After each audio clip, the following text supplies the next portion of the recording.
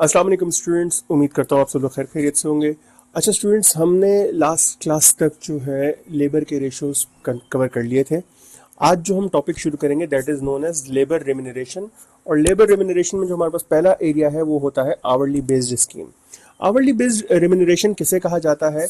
Hourly based remuneration एक ऐसे remuneration method को कहा जाता है जो ये अज्यूम करता है या इस अजम्पशन पे चलता है कि लेबर की जो पेमेंट है वो on the basis of labour hours worked पर होगी और उसका जो भी बेसिक रेट तय होगा उसके हिसाब से उसको पेमेंट हो जाएगी।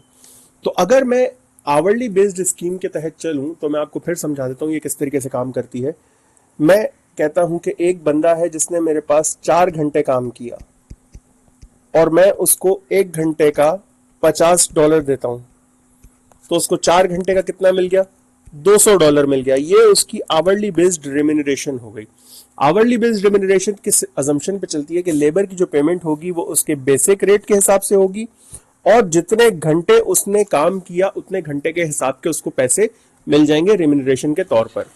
आवरली बेस्ड में हमारे पास सबसे पहली कैलकुलेशन जो आती है वो आती है बेसिक वेज की। बेसिक वेज क्या होता है? बेसिक वेज कहा जाता है किसी भी लेबर की जो बुनियादी तनख्वाह जो उसकी बनती है, जो उसकी बिल्कुल प्राइमरी इनकम जो बनती है वो क्या है। फॉर एग्जाम्पल मैं कहता हूं कि भाई मैं आवरली बेस पे पेमेंट कर रहा हूं लेबर को, तो लेबर की बेसिक वेज मैं कैसे बनाऊंगा, प्राइमरी इनकम मैं कैसे बनाऊंगा कि उसने कितने घंटे काम किया। अब उसने जितने घंटे काम किया उसको मल्टीप्लाई कर देंगे उसके बेसिक लेबर रेट से, तो उसके पास क्या आ जाएगी? हमारी बेसिक वेज रेट आ जाएगी। ये चीज आई बिलीव सबको समझ आ गई होगी। आगे बढ़ते हैं। अगली चीज जो आवरली स्कीम में आ जाती है वो क्या है? हमारे पास ओवर टाइम। ओवर टाइम क्या होता है? ओवर टाइम बेसिकली रिप्रेजेंट करता है प्लानिंग से ज्यादा काम करने को, यानी कि प्लान्ड आवर्स से ज्यादा काम किया जाए तो उसे क्या कहा जाता है? Over time. मतलब मैंने कहा कि भाई एक काम के लिए, मतलब आपका जो नॉर्मल वर्क है वो क्या है? 9 to 5। आपके जो नॉर्मल वर्किंग आवर्स हैं वो क्या है? 9 to 5। या ऑर्डिनरी जो आपके वर्किंग आवर्स हैं वो क्या है? 9 to 5। अब कोई बंदा अगर मेरे पास 9 से 7 काम करता है, 9 to 7 किसी ने अगर काम किया तो उसने कितने घंटे काम किया? 9 से 5 तक तो नॉर्मल उसने करना था, उसने 5 से 7 2 घंटे एक्स्ट्रा काम किया ना। अभी जो 2 घंटे एक्स्ट्रा काम किया है this is known as over time. मतलब प्लान्ड आवर्स थे सुबह 9 से लेके शाम को 5 बजे तक, उसने अगर सुबह 9 से लेके शाम को 7 बजे तक काम किया है तो जो 2 घंटे उसने एक्स्ट्रा काम किया है this particular 2 hours are term to be over time hours. Over time मेरे पास दो तरह का होता है। एक होता है मेरे पास स्पेसिफिक ओवर टाइम, एक होता है मेरे पास general overtime. Specific overtime का क्या मतलब है? जब मैं किसी कस्टमर के कहने पर एक्स्ट्रा काम करवाऊं। मतलब भाई मेरे पास एक कस्टमर आया, वो बोलता है कि जनाब मुझे काम जल्दी चाहिए, आप भले अपने लोगों को एक्स्ट्रा बिठाओ, एक्स्ट्रा टाइम दो, उनसे काम करवाओ, लेकिन मुझे काम जल्दी चाहिए। अब ये जो रिक्वेस्ट है ये स्पेसिफिक रिक्वेस्ट किसकी है? कस्टमर की। और इस रिक्वेस्ट की बुनियाद पर, इस रिक्वेस्ट की बेस पर अगर मैं अपने लेबर को एक्स्ट्रा बिठा रहा हूं तो ये क्या है?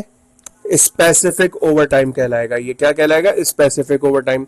मतलब मुझे जब कस्टमर ने कहा कि भाई मेरा काम मुझे जल्दी चाहिए है, आप अपने लेबर को एक्स्ट्रा बिठाओ, ज्यादा देर उनसे काम करवाओ, मुझे मेरा काम चाहिए, तो ये कस्टमर के कहने पे मैं अपने लेबर को एक्स्ट्रा बिठा रहा हूं, तो that is specific over time.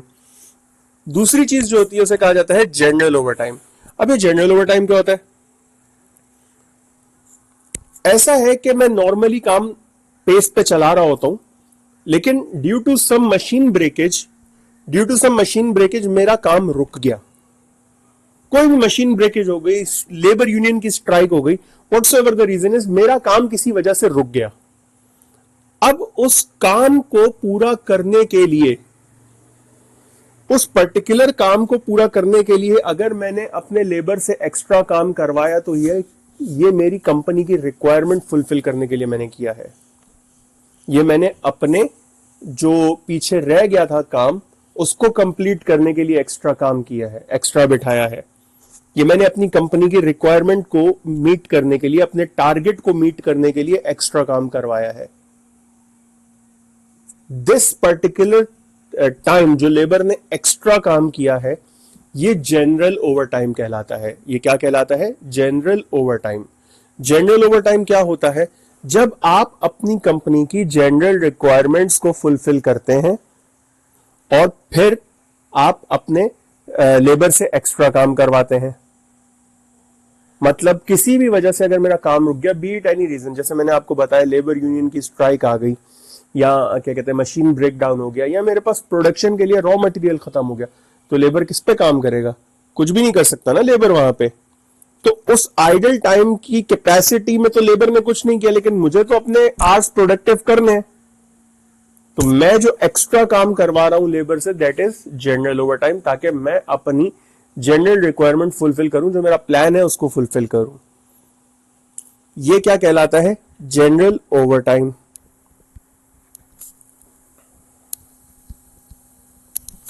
अब मुझे एक बात बताओ, आप काम कर रहे हो नॉर्मल बेसिस पर, एक दिन आपका बॉस आता है, आपको बोलता है कि यार आज जरा देर तक बैठना पड़ेगा, काम करना पड़ेगा, काम खत्म करके उठते हैं।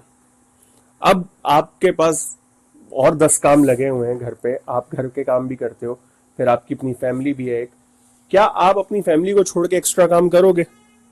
बिल्कुल, अक्सर लोग करते हैं, अक्सर लोग नहीं करते। अब जो लोग करते हैं वो क्या कहते हैं कि सही है सर, मैं काम करने के लिए तैयार हूं, बट आप मुझे इसका एक्स्ट्रा पे करोगे। अगर आप मुझे इसका एक्स्ट्रा पे करते हो तो मैं एक्स्ट्रा काम करूंगा, वरना मेरे मेरे टाइम 9 to 5 है, आप मुझे एक्स्ट्रा पे नहीं कर रहे, मैं क्यों एक्स्ट्रा बैठूं? एक्स्ट्रा पेमेंट का ये हरगिज मतलब नहीं है कि आप उन 2 घंटों की भी नॉर्मल पेमेंट लो, नहीं। एक्स्ट्रा पेमेंट का मतलब ये होता है कि जनाब जो नॉर्मल मैं पे लेता हूं आपसे, अगर आप मुझे एक्स्ट्रा टाइम बिठाना चाह रहे हो तो क्योंकि मैं अपनी फैमिली सेक्रीफाइस कर रहा हूं, मैं अपने और 10 काम सेक्रीफाइस कर रहा हूं, तो ये जो एक्स्ट्रा टाइम मैं आपसे बैठूंगा, नॉर्मल पे से ज्यादा पैसे लूंगा मैं आपसे। और ये जो नॉर्मल पे से ज्यादा मैं आपसे पैसे ले रहा हूं ना, this particular thing is known as over time premium. Over time premium. और एक आपका बेसिक रेट है जो आपको नॉर्मली मिलता है। अगर मैं बोलूं कि ओवर टाइम की पेमेंट किस तरीके से होती है, तो ओवर टाइम की पेमेंट में बेसिक रेट प्लस प्रीमियम दोनों आ जाते हैं, तब जाके मेरे पास बनता है अमाउंट। और प्रीमियम हम किस तरीके से निकालते हैं? प्रीमियम जो है उसके एग्जामिनर आपको कुछ भी दे सकता है प्रीमियम निकालने का तरीका। मैंने यहां पे 4 एग्जांपल्स लिखी हैं। फॉर एग्जांपल हाफ, मतलब जो मुझे नॉर्मल मिलता है उसका आधा एक्स्ट्रा लूंगा मैं। अगर मुझे नॉर्मल मिलता है 4 रुपए, तो मैं 2 रुपए एक्स्ट्रा लूंगा। या फिर क्वार्टर, अगर मुझे नॉर्मल मिलता है 4 रुपए, तो मैं 1 रुपए एक्स्ट्रा लूंगा। या फिर 1/3, अगर मुझे नॉर्मल मिलता है 6 रुपए, तो मैं 2 रुपए एक्स्ट्रा लूंगा। या फिर 2/3, अगर मुझे नॉर्मल मिलता है 6 रुपए, तो मैं 4 रुपए एक्स्ट्रा लूंगा। तो इस तरीके से मेरे पास ओवर टाइम का रेट बन जाएगा। ओवर टाइम, ये तो मैंने आपको प्रीमियम की कुछ चीजें बता दी। ओवर टाइम इसके अलावा भी हो सकता है। हो सकता है कि एग्जामिनर आपको over time premium as a percentage दे दे, और परसेंटेज में वो 1% से लेके 100% तक कुछ भी दे सकता है। वो हो सकता है 100 से ज्यादा भी दे दे। That is up to examiner. वो जो भी परसेंटेज देगा आपको प्रीमियम की, आपने अपने बेसिक रेट को प्रीमियम से मल्टीप्लाई करना है, आपके पास प्रीमियम का अमाउंट आ जाएगा। प्रीमियम की परसेंटेज से मल्टीप्लाई करेंगे, आपके पास क्या आ जाएगा? प्रीमियम का अमाउंट आ जाएगा। इस पे एक सवाल करके देख लेते ताकि हमें समझ आ जाए। Mister x is paid $8 per hour and over time is paid at time and half. जैसे यहां पर लिखा हुआ है over time is paid at time and half. Basic rate mister X का क्या है? 8 पर आवर। अब अगर वो over time time and half के हिसाब से पे कर रहा है, तो ओवर टाइम कितना बनेगा? अगर बेसिक का हाफ ओवर टाइम है, तो ओवर टाइम प्रीमियम बन जाएगा मेरे पास 8 मल्टीप्लाई बाय 1/2, तो ये हो जाएगा 4। और मेरे पास जो ओवर टाइम रेट बन जाएगा वो कितना हो जाएगा? मेरे पास जो ओवर टाइम रेट बन जाएगा वो कितना हो जाएगा? 8 + 4 12। ये चीज सबको समझ आती है? आगे बढ़ते हैं। अब over time of direct labour को मैं कैसे ट्रीट करूंगा और over time of indirect labour को मैं कैसे ट्रीट करूंगा? अगर तो मेरे पास स्पेसिफिक ओवर टाइम है, अगर मेरा ओवर टाइम क्या है? स्पेसिफिक है, तो स्पेसिफिक ओवर टाइम की सूरत में बेसिक और प्रीमियम दोनों जो है वो डायरेक्ट कॉस्ट ऑफ लेबर में चार्ज कर दिए जाएंगे। स्पेसिफिक ओवरटाइम की सूरत में बेसिक और प्रीमियम दोनों डायरेक्ट कॉस्ट ऑफ लेबर में शामिल कर दिए जाएंगे। अगर मेरा ओवरटाइम जनरल है, अगर मेरा ओवरटाइम क्या है, जनरल है, तो बेसिक जो है वो चार्ज कर दिया जाएगा कहां पर, डायरेक्ट कॉस्ट ऑफ लेबर में, और प्रीमियम जो है वो चार्ज कर दिया जाएगा इनडायरेक्ट कॉस्ट ऑफ लेबर में। Premium indirect cost of labour में चार्ज कर दिया जाएगा। और यही चीज बात करते हैं ओवरटाइम ऑफ इनडायरेक्ट लेबर पे।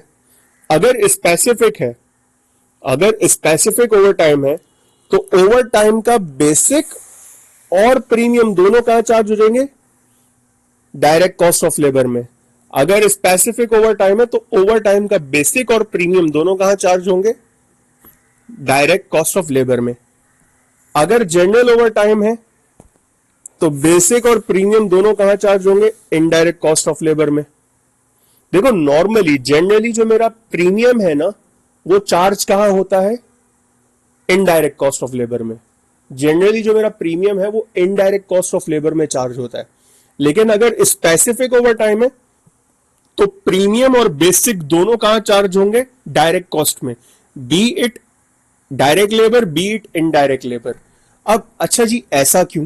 देखो मुझे एक बात बताओ, स्पेसिफिक में क्या मुझसे किसी ने बोला था एक्स्ट्रा काम करवाओ? नहीं। क्या मुझ पे किसी ने जोर जबरदस्ती की थी एक्स्ट्रा काम करवाओ? नहीं। मैंने जो भी एक्स्ट्रा काम किया वो किसकी गलती थी, मेरी गलती थी, मेरी कोताही थी, मेरी कंपनी की गलती की वजह से मुझे एक्स्ट्रा काम करवाना पड़ा है। तो जब मैं अपने किसी रीजन की वजह से एक्स्ट्रा काम करवा रहा हूं तो उसका हर्जाना भी मुझे भुगतना पड़ेगा, उसके कॉन्सिक्वेंसेस भी मैं बेयर करूंगा। और जब मेरी गलती की वजह से मैं कुछ एक्स्ट्रा काम करवा रहा हूं तो वो इनडायरेक्ट कॉस्ट में जाएगा, वो ओवरहेड है मेरे लिए। हां अलबत्ता अगर कोई कस्टमर आके मुझसे रिक्वेस्ट करता है कि नहीं भाई मुझे काम करवा दो, अर्जेंट है, और उसके कहने पर अगर मैं एक्स्ट्रा काम करवा रहा हूं तो अब जो मेरा लेबर बैठ रहा है वो सिर्फ उसी के काम के लिए बैठ रहा है। माय लेबर जो काम कर रहा है वो डायरेक्टली उसी के काम में इन्वॉल्व है, तो वो डायरेक्ट कॉस्ट आ जाएगी। और वो चीज मैं अपने कस्टमर से चार्ज भी करता हूं, और वो चीज मैं अपने कस्टमर से चार्ज भी करता हूं, फिर चाहे वो डायरेक्ट लेबर हो या इनडायरेक्ट लेबर हो। आई बिलीव ये चीज सबको समझ आ गई होगी। आगे बढ़ते हैं, एक सवाल करके देख लेते हैं इस पे, ताकि हमें अंदाजा हो जाए कि हम कितना ज्यादा समझ चुके हैं। लेकिन सवाल करने से पहले आखिरी चीज जो है आवरली बेस्ड में, वो कहलाती है आइडल टाइम। आइडल टाइम क्या होता है? देखो अक्सर ऐसा होता है कि हमारी लेबर कोई काम नहीं कर रही, बिल्कुल नॉन प्रोडक्टिव बैठी हुई है, फारिग बैठी हुई है, सामान खत्म हो गया, लेबर कुछ नहीं कर रहा। क्या कुछ कर सकता हूं मैं कुछ नहीं कर सकता। मशीन खराब हो गई, सही करवाने के लिए आए मैं बंदे, मैं कुछ कर सकता हूं? नहीं कर सकता। लेबर यूनियन की स्ट्राइक हो गई, मैं कुछ कर सकता हूं? नहीं कर सकता। एनी रीजन, पावर आउटेज है, मैं कुछ कर सकता हूं? नहीं। जो भी रीजन है, अगर मेरी लेबर उस पर्टिकुलर टाइम में फारिग है,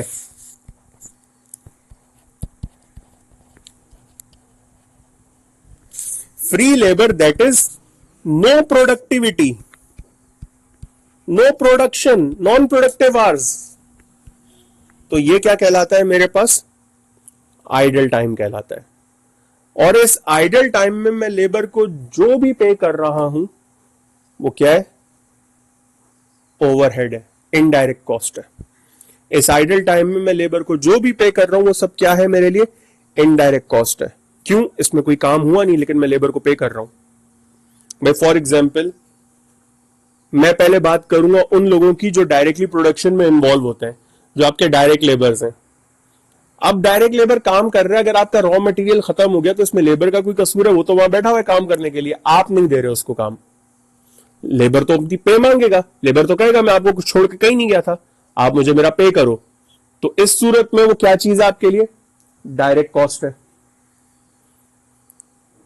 रॉ मटेरियल की शॉर्टेज, मैंने आपको बता दिया, मशीन खराब हो गई, लेबर का कोई कसूर है? नहीं, वो तो बैठा हुआ, वो तो आपको छोड़ के कहीं नहीं गया, वो अपने पैसे लेगा। अब बात करते हैं उन लोगों की जो आपके पास मंथली बेसिस पे सैलरीज में होते हैं, जिनकी फिक्स सैलरीज होती हैं। किसी वजह से गवर्नमेंट ने मतलब कोविड के दौरान गवर्नमेंट ने लॉकडाउन लगा दिया, फैक्ट्रीज बंद हो गई। अब जितने लोग उस वक्त फैक्ट्री में काम कर रहे थे या जितने लोग आपके पास एम्प्लॉयज थे, वो घर पे बैठे हुए थे, काम कर रहे, घर से बैठ के काम कर रहे थे, ऑफिस में नहीं थे। तो क्या आपने उनकी सैलरीज नहीं दी? अब हमें क्या पता वो काम कर रहे नहीं कर रहे, लेकिन हमने तो सैलरीज दी सबकी। या किसी वजह से स्ट्राइक हो गई, कल को ट्रांसपोर्टेशन की स्ट्राइक हो गई, आपकी एक बड़ी अच्छी खासी जो एम्प्लॉयमेंट है वो ट्रांसपोर्टेशन के थ्रू आती, पब्लिक ट्रांसपोर्ट के थ्रू आते हैं, वो नहीं आ सके, स्ट्राइक थी, पैसे तो आपको दे रहे हो। इस सूरत में ये एक्सटर्नल फैक्टर्स की वजह से आइडल टाइम हो गया। अच्छा, आइडल टाइम की पेमेंट होती कैसे? आइडल टाइम की पेमेंट होती है idle time hours multiply by basic rate per hour. Idle time की पेमेंट कैसे होती है? आइडल टाइम की पेमेंट होती है idle hours multiply by basic rate per hour, multiply by basic rate per hour.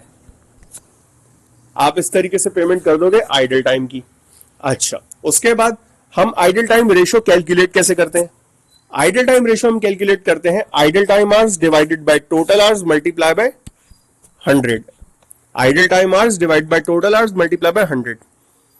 Idle time hours हम कैसे निकालते हैं? Total hours paid minus productive hours. अच्छा, यहां पर मैं लिख रहा हूं टोटल आवर्स पेड, मतलब paid hours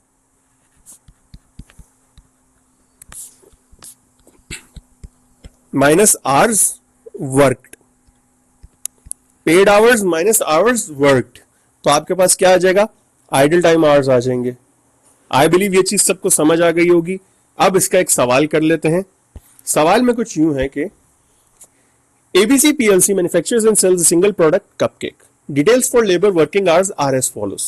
Estimated time allowed for one unit is 0.5 hours of direct labor at $8 per hour, 0.25 hours of indirect labor at $3 per hour, 500,000 cupcakes.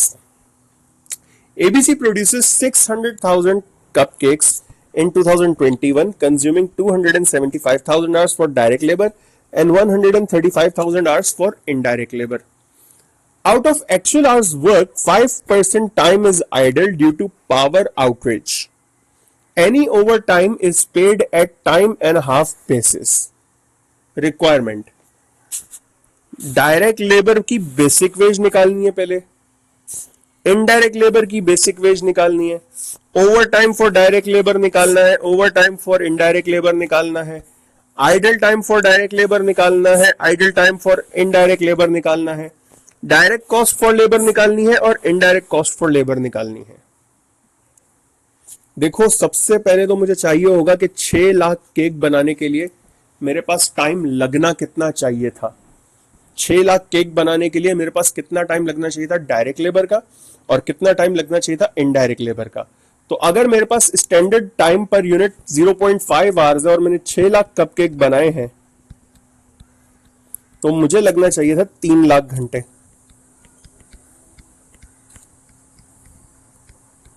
3 lakh घंटे लगने चाहिए थे। अगर मैं बात करूं इनडायरेक्ट लेबर की, तो इनडायरेक्ट लेबर के लगने चाहिए थे मुझे 1.5 लाख घंटे।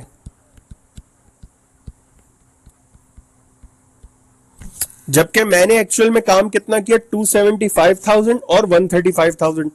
तो क्या मेरे पास कोई ओवर टाइम है? नहीं है। तो over time of direct labour 0। Over time of direct labour कितना है? 0, क्योंकि प्लान्ड मेरे पास बन रहे हैं 300,000 और एक्चुअल मेरे पास है 275,000। प्लान्ड मेरे पास बन रहा है 150,000 और एक्चुअल मेरे पास कितना है? 135,000। ये चीज सबको समझ आती है। तो पहले निकालते हैं हम बेसिक वेज। बेसिक वेज किस तरीके से निकालेंगे? 300,000 है, उस पर मैंने $8 के हिसाब से पे किया है, तो ये हो जाएगा मेरे पास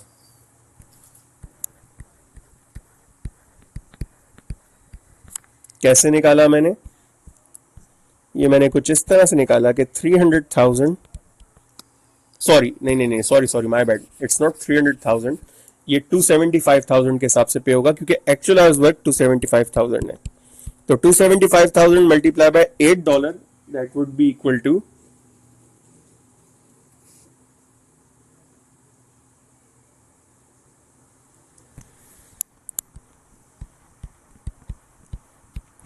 2.2 मिलियन या फिर 2200,000। और यही चीज हम निकालेंगे इनडायरेक्ट लेबर की भी, तो that would B 135 multiply by 3।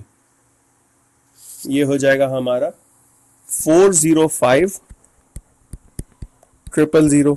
और ये मैंने कैसे निकाला, 135,000 multiply by basic rate of indirect labour that is $3 पर आवर। अब निकालते हैं ओवर टाइम। मैंने आपको बताया कि ओवर टाइम हमारे पास एज सच नहीं है, लेकिन मैं आपको वर्किंग करवाऊंगा ओवर टाइम की। आइडल टाइम पर आते हैं for direct labour. Out of the actual hours work 5% time is idle. 5% time कितना है, आइडल है मेरे पास। तो अगर मैंने 275,000 आवर्स काम किया है, 5% मेरे पास आइडल है, तो आइडल आवर्स कितने हो गए मेरे पास,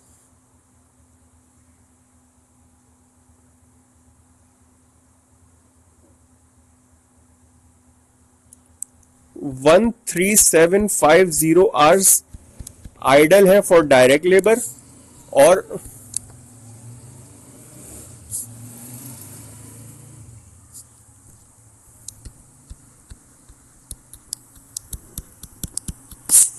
सिक्स 750 आवर्स आइडल है फॉर इनडायरेक्ट लेबर। तो आइडल टाइम की कॉस्ट में कैसे निकालता हूं, idle time multiply by basic rate.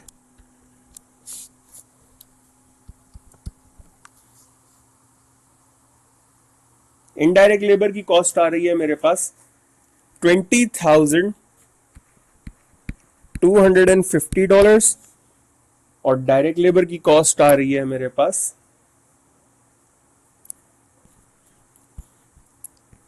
$110,000।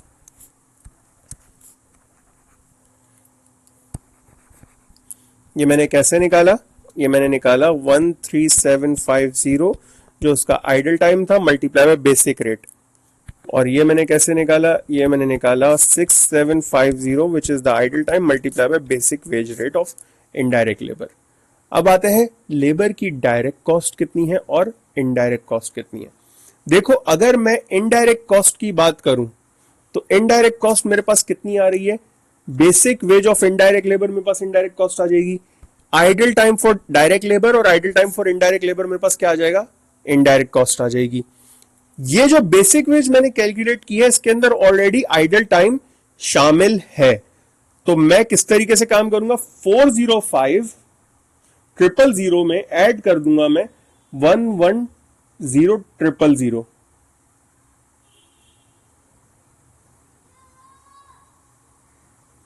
तो मेरे पास जो इनडायरेक्ट कॉस्ट ऑफ लेबर आ रही है that is $515,000।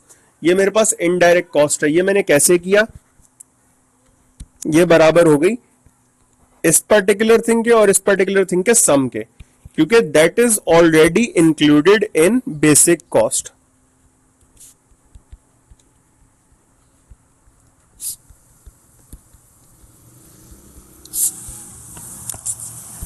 Already included in basic wage of indirect labour.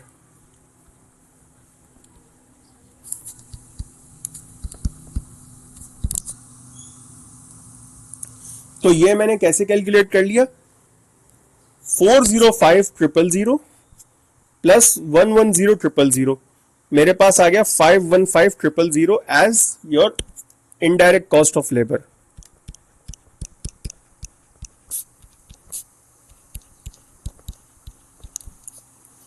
अब आते हैं डायरेक्ट कॉस्ट ऑफ लेबर पे। डायरेक्ट कॉस्ट ऑफ लेबर कैसे निकालेंगे, डायरेक्ट कॉस्ट ऑफ लेबर में से मुझे सिर्फ आइडल टाइम माइनस करना है बेसिक से। बेसिक से आइडल टाइम माइनस करूंगा, मेरे पास डायरेक्ट कॉस्ट ऑफ लेबर आ जाएगी विच इज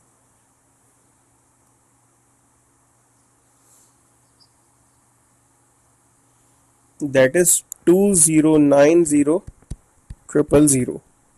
ये मैंने कैसे किया,